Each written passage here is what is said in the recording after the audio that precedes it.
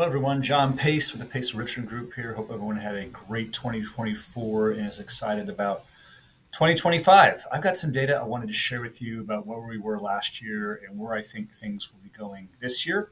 Hopefully, take about 10 minutes of your time. You'll put me on 2x speed if that helps, but I hope you'll find this useful. Any questions about it, happy to have a one off conversation with you. So let's go ahead and get into it.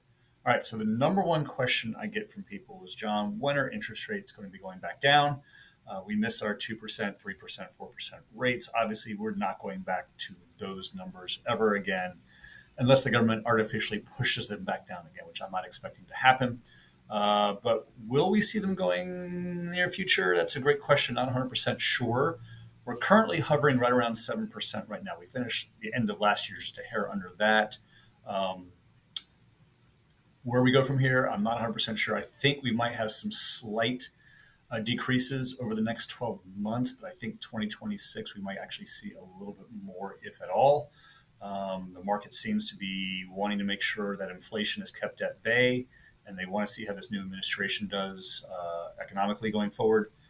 So I think right now we're going to be kind of flat for a bit at this point. And if you look at the past 40-year trend on the screen here, we're doing pretty well. It's just not what we're used to in the past 3 to 4 years. But once again, I don't think we're going to have much of a change this year. Maybe a quarter to a half percent over the course of the next 12 months. And that leads us to national home sales. So this past year, I don't have the final data yet. I'm projecting somewhere between 3.9 million to 4.1 million homes sold, which would put us just a hair under 2023, a fair amount below 2021. Um, what does that mean to you as a homeowner or potential home buyer? With the low number of homes that are available for sale, that is keeping pricing positive. We are moving in the right direction pricing wise versus going backwards on a recession wise. Even though rates have gone up to roughly 7%, the demand is still out there to get the next house, and there's just not many homes to choose from. Here in the Richmond area, we've retracted about 25, almost 30% in the number of homes available from 2022 to today. I do have some friends, like example in New York, I'm sorry, New Jersey. Her market has gone backwards 55%, meaning they have 55% less homes available on the market than they did 2 years ago, which is absolutely incredible. We are somewhat insulated in Richmond as a nice mid-sized market that we're not too dependent upon DC at the end of the day. So that really has helped us stay, I think, nimble in our pricing, and also the fact that we are still appreciating, whereas other parts of the country, you'd be surprised, actually have gone backwards in pricing. The thing you don't know and may not, it doesn't impact you at all, but it's good to kind of be aware of, is that we as realtors and my lender partners, my closing attorney partners, home inspectors, appraisers, we've been in a recession for the past 2 years. If you can see the numbers on here, I mean, we have less homes to sell. So that has made it challenging for us to do our job. But as you, as a homeowner, future home buyer, future home seller, what you're noticing is that the pricing is going to continue to appreciate because we don't have enough homes here in the Richmond area to meet the demand. All right. A few of the local stats I wanted to run by you. This one here is the median days on market. So, how many days does it take for a home to go under contract? And the way the graph it was created for me by our software, it makes it look like it's wildly increased. But if you look at the days here, it goes from 4 to 18. So, not much of a change. We're currently at 17 days on market on average. Some parts of Richmond are less, closer to 12 to 13. What you'll see, I think, this year in 2025 in the spring is that we're going to have the days on market drop as we get into a solid spring market. We're expecting more homes to come on. We're expecting some strong demand for people who want to get into homes to happen. And I think we're going to have a very, very seller focused market again this year. And I have another slide to share with you more about that. But the days on market has been going up. We're more in a healthy level where before we were at 3, 4, 5 days on market. 16 to 18 is much healthier and gives the buyer a chance to breathe some time for the right house. They don't have to show up that first weekend to buy. A lot of times our homes are selling on the second weekend, not the first, because the buyers are taking a little bit of time to come down to see the right house if they're coming from out of area, or they have things to do that weekend and they wait till the following weekend to take a look and see if it sold the first weekend or not. Let's talk about month supply. So what does month supply mean?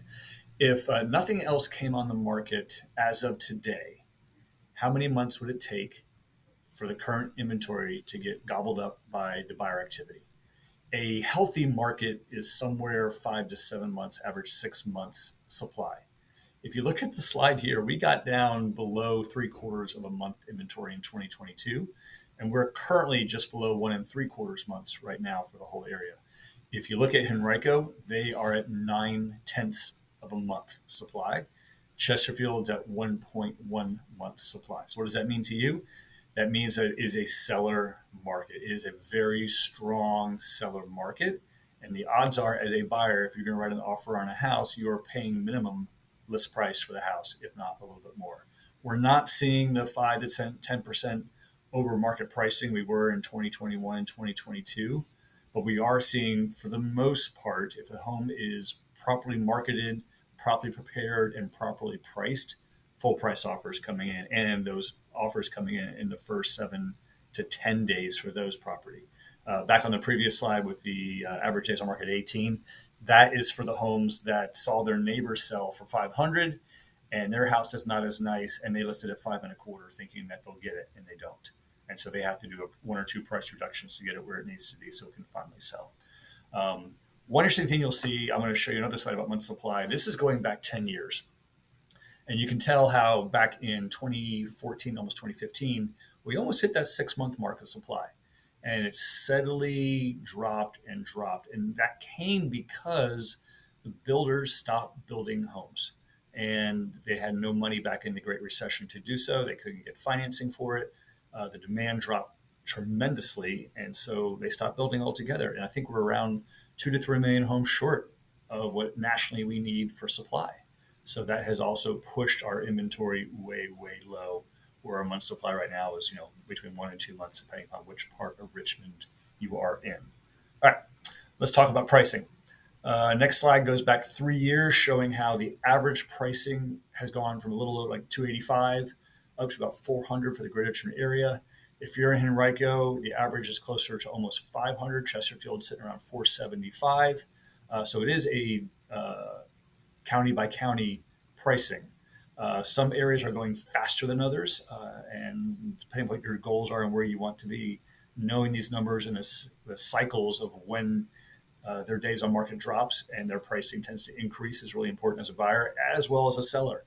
One of the things we talk about for clients is, hey, if you're looking to maximize getting the best deal possible in the purchase, go buy in the shoulder months. If you're looking to maximize the price of your listing, I want you going in the spring followed by the fall. Those are the two times where you can really maximize the numbers. And what's important to you is unique to you. So let's have a conversation around that. But right now, we're expecting pricing to continue again this year.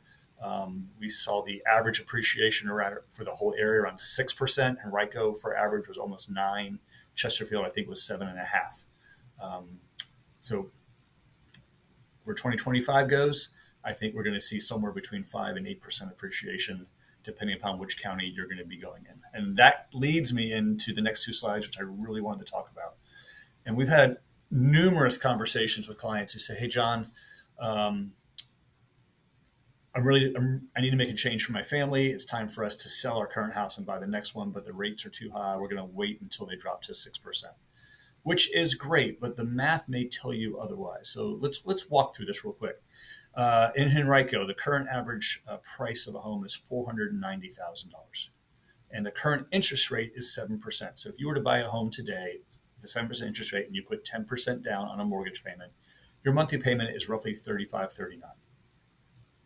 Now, if you were to wait exactly 1 year from today, and we still had another appreciation year of 8.9%, like they did last year, that would put your future house at $534,000, not $490,000.